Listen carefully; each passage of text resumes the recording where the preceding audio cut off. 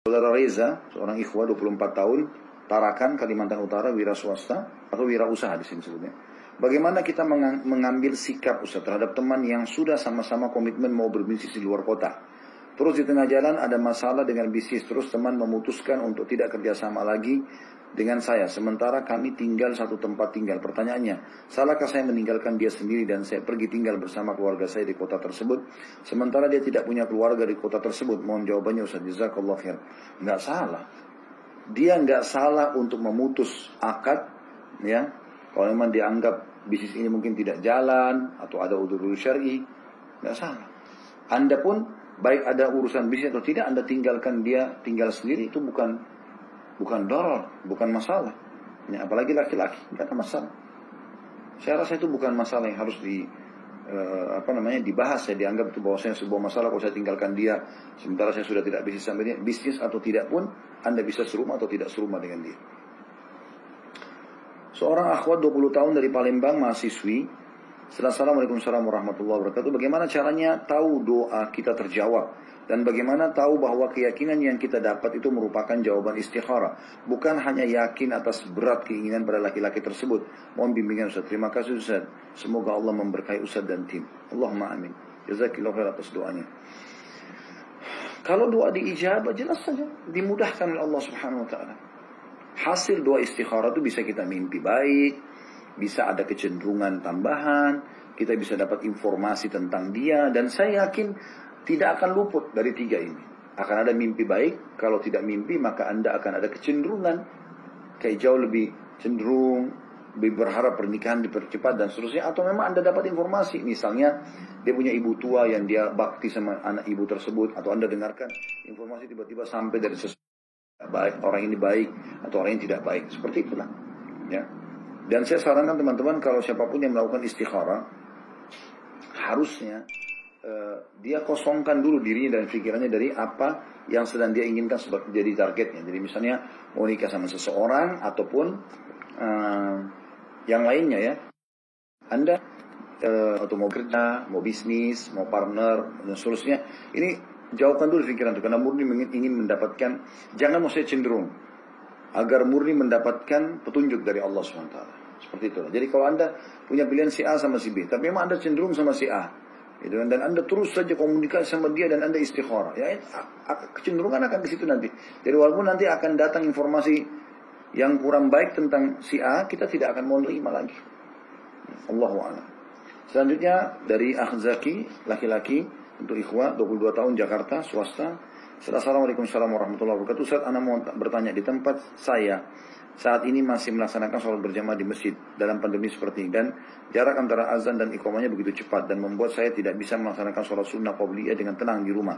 Apakah kita bisa menentukan waktu iqamah sendiri dalam rumah kita jika tidak sholat di masjid, sehingga saya bisa melaksanakan sholat sunnah qabliyah dengan tumanina? Syukran, jazakallah khair. Boleh, nggak masalah. Jadi kalau iqamah di masjid itu, maka disitulah yang melakukan sholat, gitu ya. Anda boleh di rumah, nggak ada masalah itu. Selanjutnya saudari Ira, 22 tahun dari Semarang, mahasiswi. Assalamualaikum warahmatullahi wabarakatuh. Izin bertanya, ibu saya sudah berusia 57 tahun. Beliau memang memakai hijab, namun kalau hanya ke tetangga atau ke depan rumah, beliau tidak memakai hijab. Beliau berdalih ada dalil yang menyebutkan usia lanjut diperbolehkan tidak memakainya. Apakah benar Ustaz? Jazakallah khair. Ada benar memang, tetapi bagi wanita yang sudah tidak ada lagi keinginan mau menikah, dalam arti kata sudah tidak ada lagi fitnahnya, jadi dia betul-betul sudah sudah sangat tua, ya, tapi ini relatif, ya, karena ada wanita 40 tahun bahkan 50 tahun pun dia kena merawat diri masih menarik. Dan ini berbahaya, fitnah bagi orang, gitu kan? Bisa. Maka ini tidak bisa jadi hujjah, harus dilihat dulu, gitu kan? Dan harusnya setiap muslim dan muslimah, terutama sini bicara masalah muslimah, masalah hijab, harusnya bertakwa kepada Allah Subhanahu Wa Taala. Dan dia harus lebih hati-hati, jangan sampai justru nanti malah jadi masalah buat dia, artinya menjadi dosa karena dia hanya berhujjah dengan apa tadi yang disampaikan itu. Allahu a'lam. Assalamualaikum warahmatullahi wabarakatuh. Saya Kerry 30 tahun tinggal di Swedia. Waktu puasa di sini 20 jam. Ada beberapa kelompok yang mengikuti waktu Arab Saudi untuk sahur dan berbuka. Bagaimana hukumnya Ustaz? Saya pernah mengikuti waktu tersebut 1 hari sehingga saya berbuka sebelum waktu maghrib setempat. Apakah harus saya qadha puasa saya? Terima kasih Ustaz. Yang saya tahu Bapak tetap harus ikutin waktu di sana ya. Kecuali memang keadaannya ya, misal tidak ada malam sama sekali. Kalau saya tidak salah dengar ya, pernah di Swedia begitu mungkin terjadi ya, yang betul-betul bisa dikatakan siang terus gitu ya. Nah, itu berbeda, itu mungkin Anda ikuti negara terdekat. Tapi kalau masih seperti ini ya, walaupun 20 jam itu risiko memang. Tapi insya Allah hadis Nabi SAW berlaku, yaitu inna idhamal ajri ma idhamal bala. Sesungguhnya besarnya pahala sesuai dengan besarnya kadar cobaan, gitu kan? Jadi beda teman-teman yang ada di Eropa di musim salju, musim dingin, kemudian lagi tidak pandemi ya misalnya, Anda tetap ke masjid dengan kita di Indonesia yang mungkin cuaca oke-oke saja sepanjang tahun, masya Allah enak gitu ya. Maka beda pahalanya karena di sana lebih kedinginan, lebih susah gitu. Saya pernah waktu ke Australia pas musim dingin, waktu diundang itu hari, dan dingin sekali memang. Dan kita tetap pergi ke masjid sholat subuh. Saya sangat yakin akan beda penilaian pahalanya dibandingkan kalau kita dalam kondisi tidak ada apa-apa gitu ya, seperti itu. Allahu a'lam. Jadi saran saya, Bapak qadha saja puasanya itu insya Allah. Apalagi kan kalau di qadha setelah nanti Lebaran insya Allah mungkin juga waktu sudah berubah.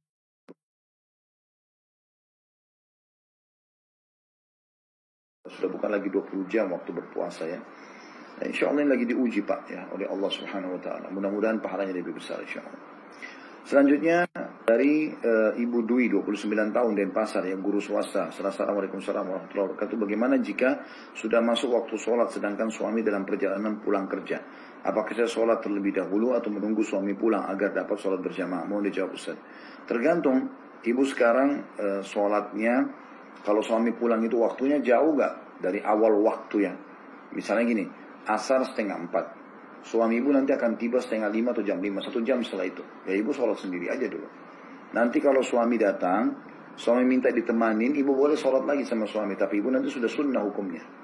Ya, itu pernah terjadi waktu selesai sholat berjamaah, sholat wajib di zaman Nabi SAW. Ternyata ada orang yang datang baru mau sholat, karena orang sudah selesai sholat semua. Dia mau takbir, Nabi tahan dulu sebentar. Terus Nabi bilang kepada para sahabat ya, yang ada di situ, siapa yang mau bersedekah buat saudaranya ini? Maksudnya dia sholat lagi, tapi sudah sunnah bagi dia. Siapa yang bersedekah? Siapa yang mau bersedekah buat saudaranya ini? Maka Abu Bakar mengatakan, saya Rasulullah. Maka Abu Bakar pun mengimami orang tersebut. Padahal Abu Bakar sini sudah sunnah hukumnya. Orang itu mengerjakan sholat wajib. Begitu juga dengan Mu'adz bin Jabal radhiyallahu anhu, beliau selalu ikut atau seringkali ikut berjamaah bersama Nabi SAW subuh, duhur, asar, maghrib, isya. Setelah selesai beliau pulang lagi ke kaumnya mengimami mereka, gitu kan. Selanjutnya dari seorang akhwat Dila 25 tahun dari Bandung, karyawan swasta. Assalamualaikum warahmatullahi wabarakatuh. Ustaz, kalau ingin mengikhlaskan seseorang yang berutang, apakah harus disampaikan pada yang bersangkutan? Bagaimana jika yang bersangkutan tidak bisa dihubungi? Jazakallah khair. Lebih baik disampaikan, supaya kan tujuan Anda memaafkan meringankan beban saudara muslim. Kan itu tujuannya. Supaya dia tidak selalu jadi beban, kesian. Karena ada orang memang bahkan bisa sampai sakit gara-gara utang itu dia pikirkan. Karena ada utang cuma kecil, mungkin tapi di mata dia besar. Ya, saya pernah temukan ada orang nangis-nangis, mungkin cuma utang 1 juta. Mungkin bagi sebagian orang kecil itu, tapi dia sudah nggak tahu harus bayar dari mana, karena memang mungkin dalam keseharian dapat 10.000 aja susah bagi dia, kan begitu. Maka di sini Anda lebih baik membahasakan supaya betul-betul memang dia bebas dari utang itu, ya. Kalau tidak bisa dihubungi ya sudah, Anda niatkan antara Anda sama Allah Subhanahu Wa Taala. Insya Allah tidak ada masalah dengan itu. Tapi usahakan bisa disampaikan ya. Selanjutnya dari seorang akhwat Sri Nurjana Wulandari 25 tahun, Kota Bima, NTB, seorang perawat. Bismillah. Assalamualaikum warahmatullahi wabarakatuh. Ustaz, insya Allah dalam waktu dekat saya akan berangkat ke Jepang untuk bekerja sebagai perawat lansia. Bagaimana hukumnya bekerja di negeri minoritas Islam, Ustaz, seperti Jepang? Lalu bagaimana hukumnya ketika dalam bertugas diwajibkan menggunakan celana dan jilbab yang tidak terlalu panjang, dalam kurung sampai menutupi dada saja, agar tetap gesit dan tidak repot dalam bekerja? Dalam kurung prinsip orang Jepang. Sedangkan keseharian saya alhamdulillah sudah syar'i, Ustaz. Terima kasih, jazakallah khair. Karena maaf, ini ditanya di dalam majelis saya, maka saya jawab ya, apalagi Ukhti Sri Nurjana tanya saran saya ya, atau pendapat saya. Kalau saya mengatakan jangan berangkat. Kalau saya mengatakan jangan berangkat. Kenapa Ustaz? Ini kan pekerjaan. Iya. Pertama, Anda berangkat ke luar negeri tanpa mahram. Dan Anda akan tinggal di negara sana tanpa mahram. Walaupun misalnya Ukhti ini sudah punya suami, tetap aja. Apakah suami Anda akan temani Anda safar ke sana dan akan tinggal sama Anda kan? Itu butuh pertanyaan semuanya. Tapi kalau tidak misalnya, maka secara otomatis ya, ini sebaiknya jangan, karena dia bukan safar dengan mahram, dan Nabi SAW melarang perempuan safar tanpa mahram. Ya. Kecuali ada udzur-udzur syar'i yang betul-betul luar biasa, seperti misalnya urusan haji dan umrah yang masih ada pendapat ulama sebagian yang mengatakan boleh asal dia berangkat rame-rame dan seterusnya gitu kan. Tapi kalau seperti ini tidak disarankan. Kemudian yang kedua, Anda akan hidup di negara minoritas Muslim. Saya tidak berkata kalau Anda sudah terlanjur tiba di sana, kita beda lagi jawabannya.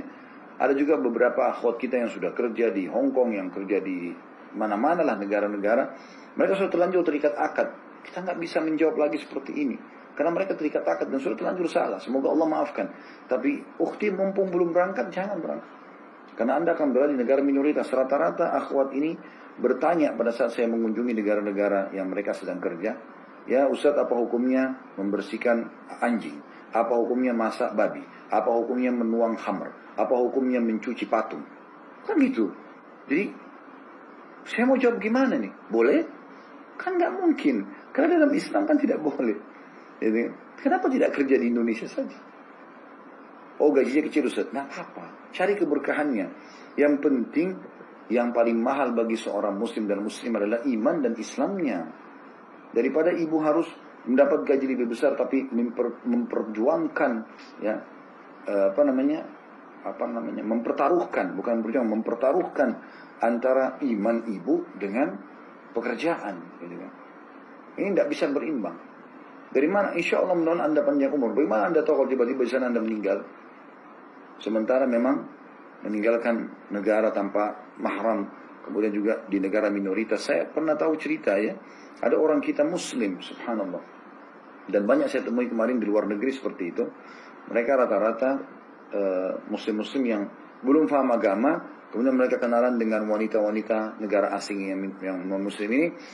Masuk Islam perempuannya, tapi karena dia sendiri nggak paham agama laki-laki ini, akhirnya dia nggak tahu mau ajarin apa istrinya, dia pun tidak sholat.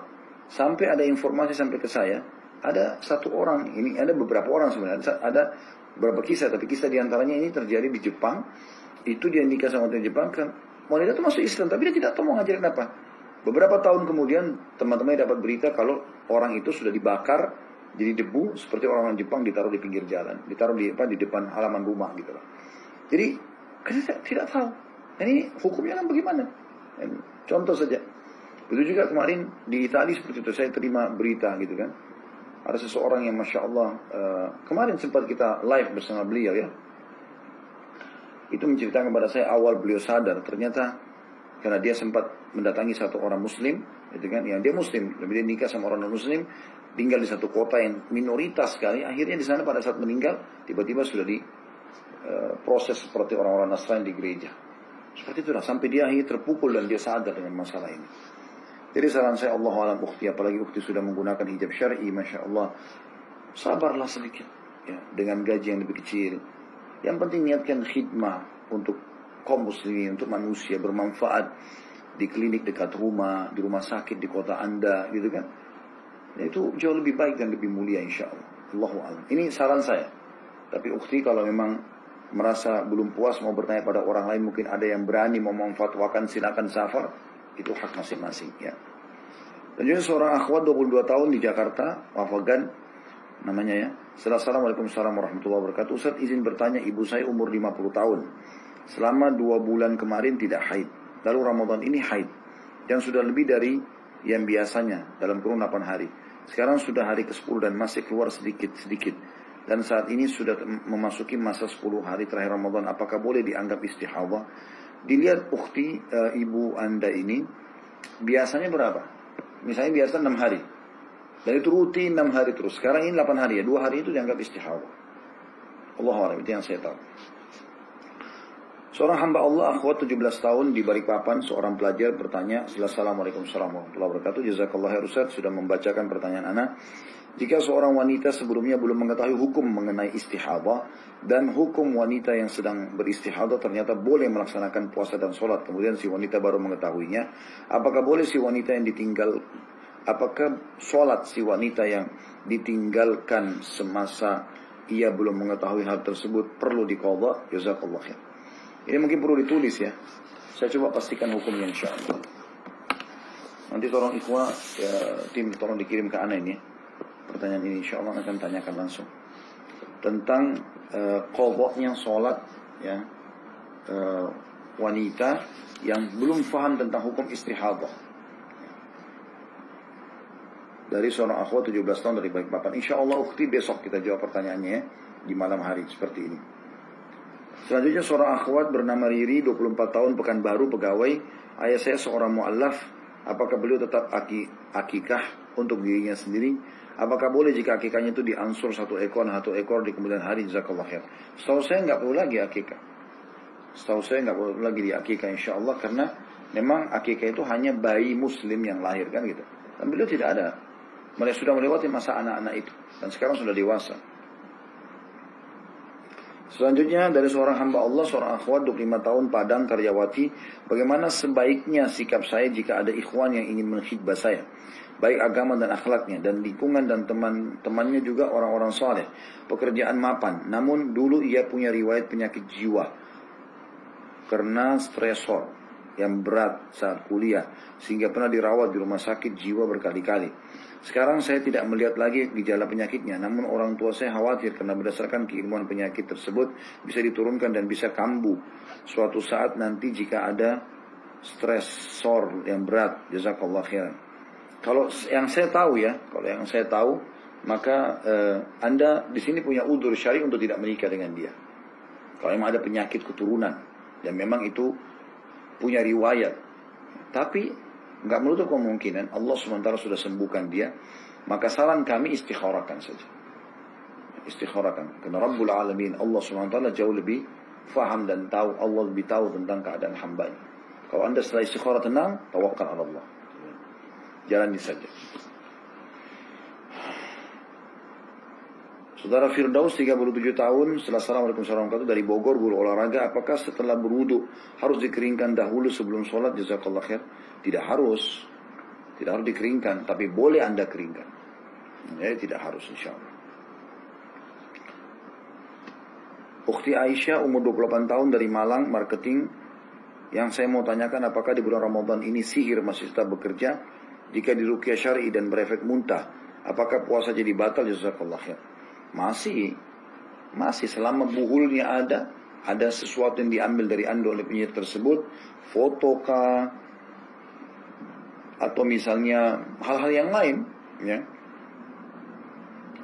pakaian dan segala macam, selama saya sama dia memang sihirnya masih berlaku walaupun di Ramadan. Dan memang mereka melemah, tidak seperti di luar Ramadan kan begitu ya. Kalau muntah, maka saran saya jangan, karena muntah ini karena itu ruqyah berarti disengaja diruqyah, maka dia akan muntah. Ini bisa batal puasanya. Kalaupun mau ruqyah di malam hari saja. Allahu a'lam.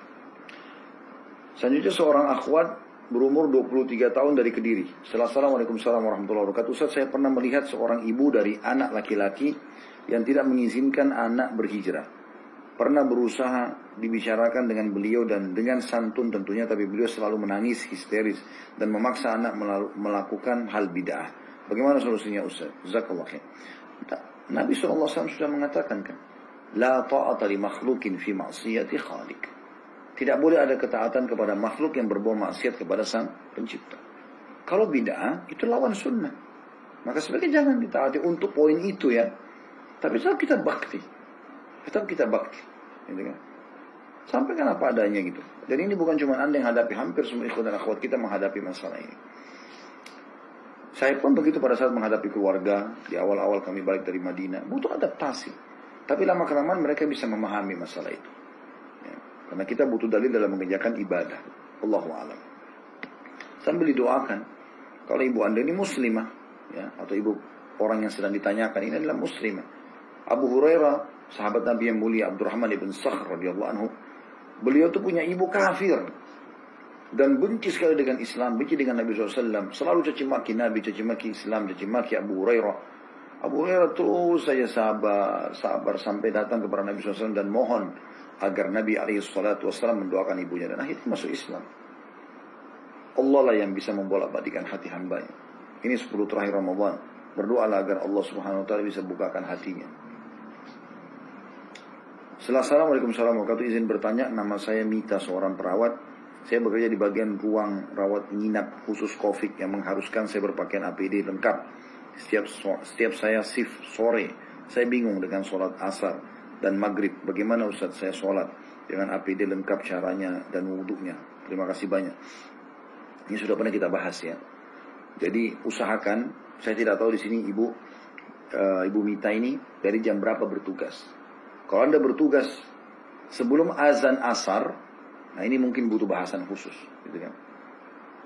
Tapi kalau Anda bertugas sore di sini, maksudnya adalah selepas sholat asar, waktu sholat masuk, Anda sholat dulu. Sholat dulu baru Anda gunakan baju APD itu, gitu kan. Dan Anda coba ikhtiar menahan agar Anda tetap dalam keadaan wudhu. Sampai nanti tiba maghrib Anda sholat sebentar, kan cuma sebentar, paling 5 menit sholat. Setelah itu isya kan bisa Anda takhirkan. Atau kalau misalnya Anda batal wudhu, memang nggak bisa, dan wudhu nggak mungkin. Kalau wudhu kita harus buka baju dan segala macam, gitu kan. Maksudnya buka baju APD-nya tadi. Maka setahu saya Allah alam di sini dia boleh sholat dalam keadaan seperti itu, atau sholatnya dijamak saja. Yang lebih tepat sebenarnya dijamak takhir sama isya nantinya. Yang dia punya udzur, dia mirip dengan dokter yang sedang melakukan operasi dan yang sejenisnya itulah. Ya.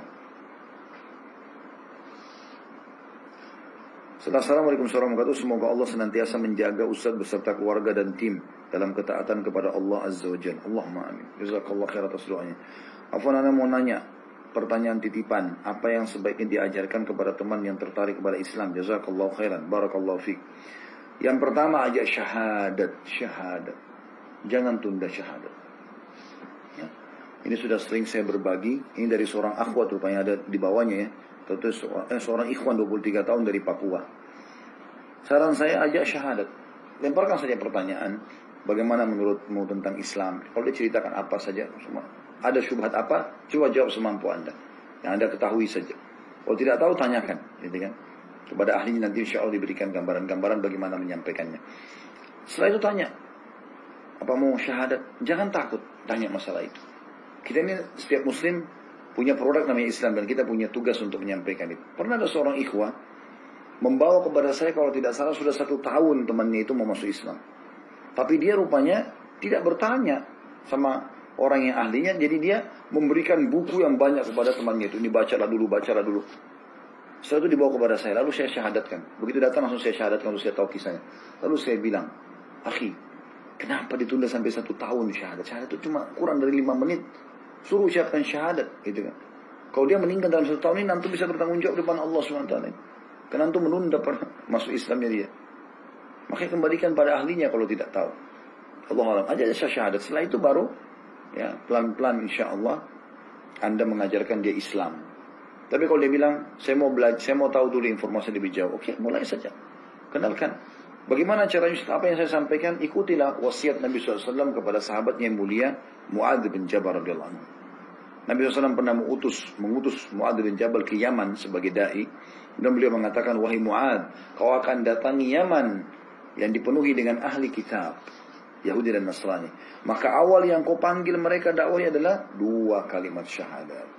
Asyhadu an la ilaha illallah Muhammadur Rasulullah wa anna Muhammadar Rasulullah. Maksudnya, kenalkan kalau orang Islam itu menyembah Allah satu, Allah itu esa, lam yalid wa lam yulad, tidak beranak, tidak diperanakkan.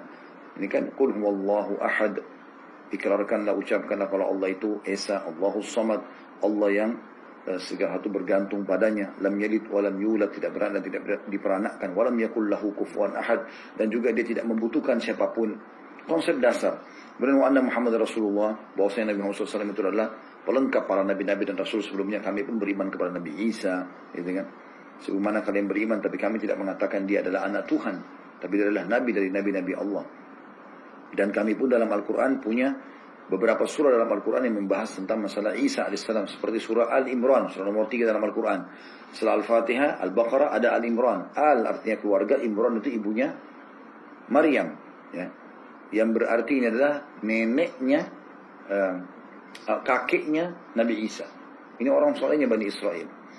Kemudian juga ada surah Maryam, surah nomor 19 yang menceritakan tentang masalah bagaimana prosesi Maryam hamil dan hanya melahirkan Nabi Isa alaihissalam, dan bagaimana Nabi Isa alaihissalam berbicara dengan Bani Israel, menjelaskan sementara dalam buayan, ya, masih bayi, bisa menjelaskan kalau ini Abdullah atani al-kitab wa ja'alani nabiyyan wa ja'alani mubarakan aina ma kuntu wa awsani bis salati waz zakati ma dumtu hayya وبرا بوالدتي ولم يجعلني جبارا شقيا والسلام علي يوم ولدت ويوم اموت ويوم ابعث حيا ذلك عيسى ابن مريم قول الحق الذي كانوا فيه يمترون ما كان لله ان يتخذ من ولد سبحانه اذا قضى امرا فانما يقول له كن فيكون. Jadi di situ Nabi Isa alaihissalam waktu digendong oleh ibunya Maryam, dibawa ke kaumnya, mereka bertanya, "Hai Maryam, dari mana kau datangkan ini? Ayahmu bukan seorang laki-laki yang bejat, ibumu juga bukan seorang perempuan yang tidak benar," gitu. Maka Maryam menunjuk kepada Nabi Isa. Masih buayan. Mereka mengatakan, bagaimana kami bisa ajak ngomong bayi yang masih buayan? Maka Nabi Isa berbicara. Qala inni Abdullah. Saya adalah hamba Allah. Atani al-kitab. Aku diberikan al-kitab. Wa ja'alani nabiyyan, dan aku dijadikan sebagai seorang nabi. Wa ja'alani mubarakan aina ma kunt, dan aku dijadikan berkah dimanapun aku berada. Wa awsani bis salati waz zakah. Aku diwasiatkan untuk mengerjakan solat, mendirikan solat dan menunaikan zakat. Wa awsani bis salati waz zakati ma dumtu hayya, selama aku hidup. Wa barran bi walidati, dan aku disuruh berbakti pada ibuku ini. Wa lam yaj'alni jabbaran syaqiyyan, dan aku tidak dijadikan sebagai orang yang sombong dan membuat kerusakan di muka bumi. Ya, kurang lebih seperti itu maknanya. Ya. Wassalamu alaihi wa maulitu wa amutu wa ub'atsu hayya, dan keselamatanlah bagiku pada hari aku dilahirkan, aku dimati, aku meninggal, dan aku juga dibangkitkan. Lalu Allah mengatakan, dzalika Isa bin Maryam.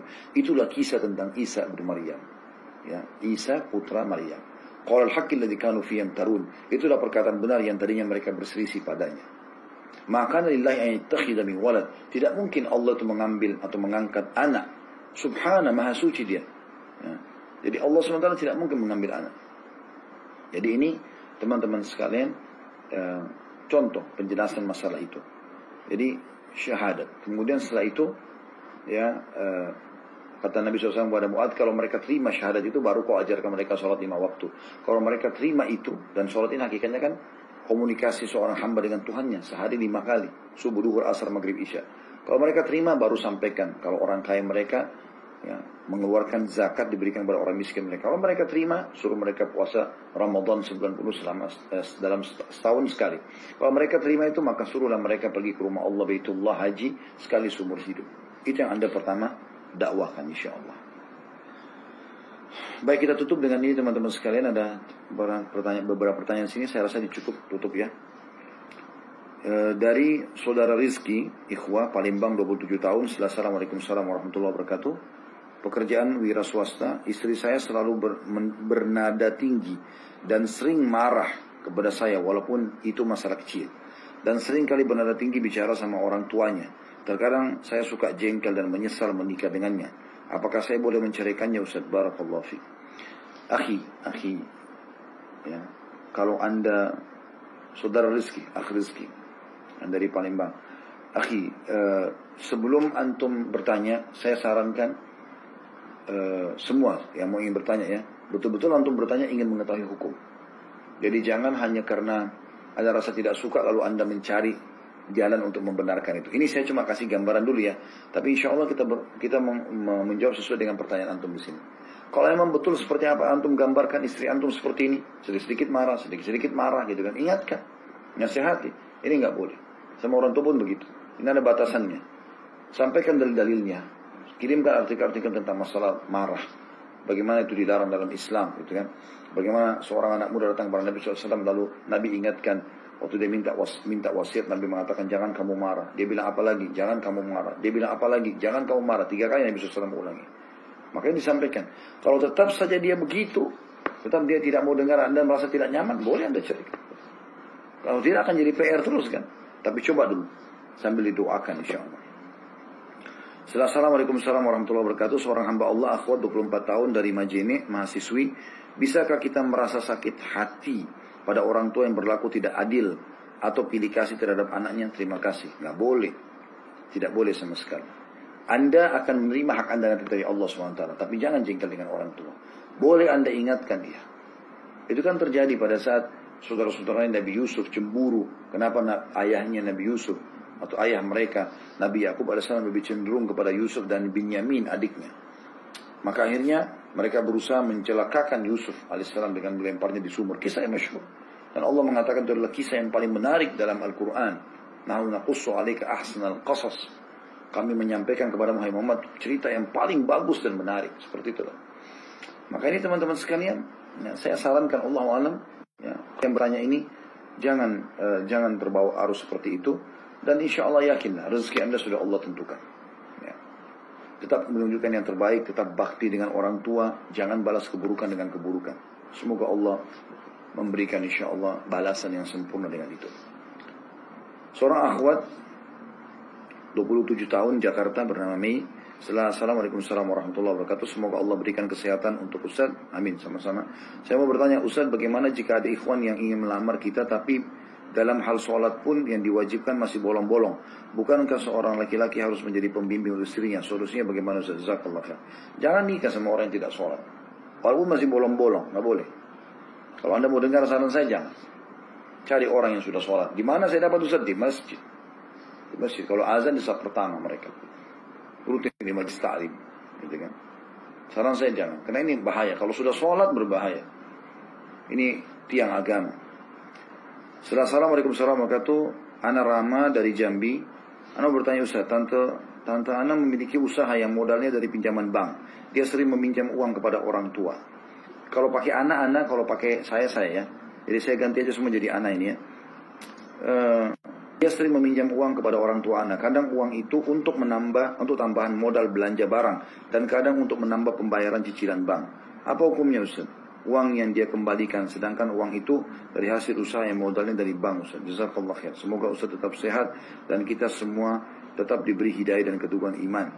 Sebenarnya kasus ini kan kita tidak tahu dia pinjam untuk apa. Karena sini kan bukan pinjam untuk modalnya kan. Dia pinjam modal dari bank.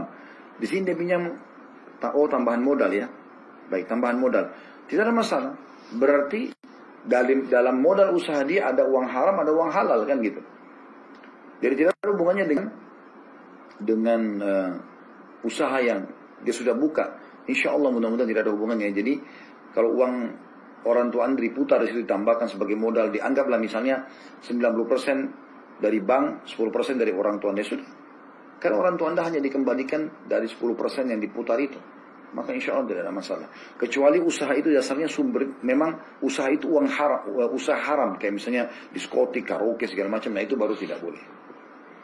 Baik, 2 pertanyaan terakhir di sini ya. Saya sebenarnya harus tutup, tapi saya akan bacakan 2 ini. Assalamualaikum warahmatullahi wabarakatuh. Saya Wahyu, umur 25 tahun dari Bandar Lampung. Afwan Ustaz, saya mau bertanya, saya masih bingung. Di masjid saya setiap sholat 5 waktu selalu ada doa kunut.